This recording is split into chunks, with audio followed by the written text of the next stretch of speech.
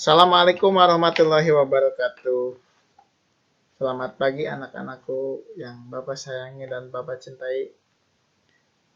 Terima kasih Ananda Andri telah memimpin doa untuk hari ini. Mudah-mudahan kita selalu ada dalam lindungan, taufik dan hidayah Allah Subhanahu wa taala, di mana semoga pandemi COVID-19 ini segera berakhir dan kita bisa belajar bersama di kelas, di sekolah yang sangat kita cintai dan sangat kita banggakan.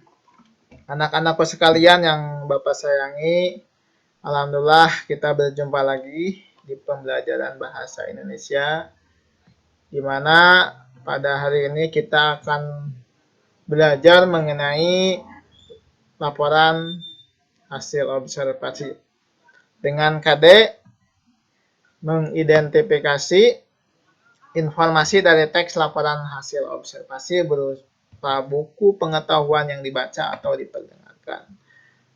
Tujuan pembelajaran kali ini adalah Ananda dapat menjelaskan struktur isi teks laporan hasil observasi. Kemudian Ananda sekalian dapat menjelaskan ciri teks bahasa laporan hasil observasi. Selanjutnya Ananda dapat menyunting teks laporan hasil observasi berdasarkan isi dan ciri bahasa. Nah, untuk materi dapat Ananda sekalian dilihat di channel YouTube saya dengan link sebagai berikut, ya. Silahkan itu nanti dibuka. Kemudian untuk bahan ajar yang lebih lengkapnya ada di Google Classmeet-nya kita. Silahkan dibuka saja, kalian tinggal download secara mandiri. Ya. Kemudian LKPD-nya juga sudah Bapak upload di Google Classmeet. Maaf, Google Classroom ya.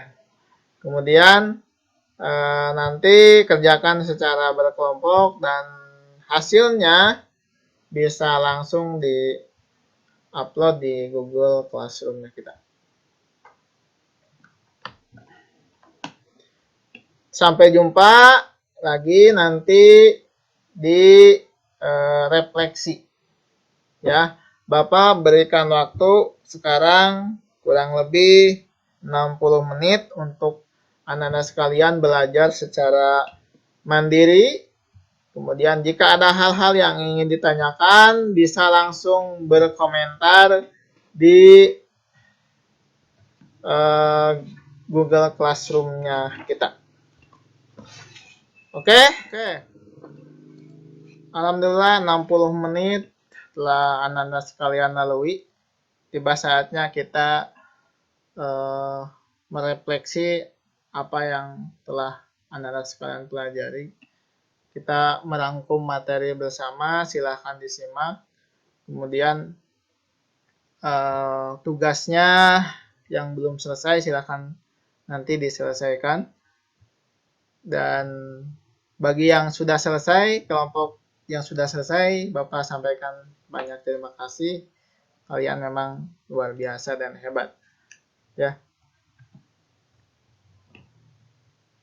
Pengertian dari teks laporan hasil observasi yang telah kita tadi pelajari yaitu suatu teks yang memuat suatu klasifikasi mengenai sesuatu berdasarkan kriteria tertentu, atau secara sederhana bisa diartikan juga teks yang memaparkan hasil observasi secara sistematik dan objektif sesuai dengan kenyataan yang fakta dan ada, ya. Selanjutnya, tujuan pembuatan teks laporan hasil observasi yaitu mengatasi suatu masalah mengambil suatu keputusan yang lebih efektif, mengetahui kemajuan dan perkembangan suatu masalah, mengadakan pengawasan dan perbaikan, kemudian yang terakhir adalah menentukan teknik yang baru.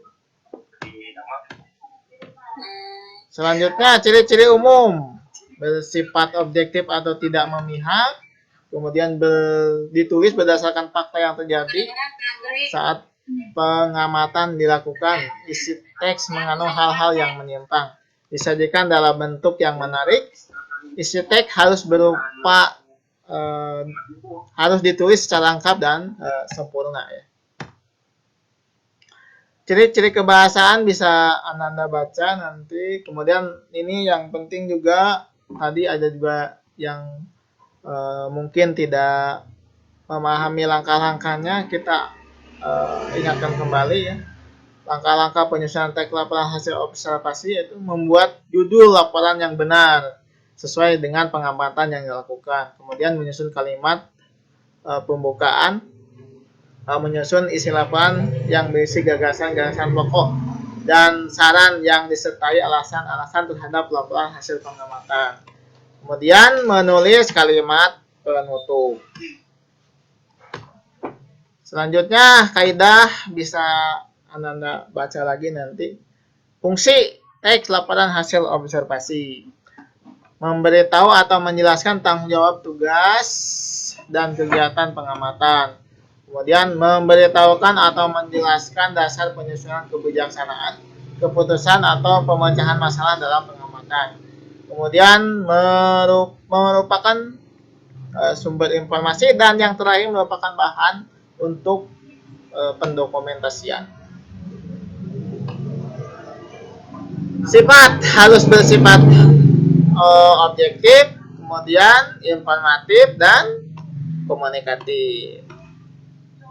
Nah, syarat penyusunan teks hasil observasi: lengkap, informatif, dan tidak berisikan kesimpulan.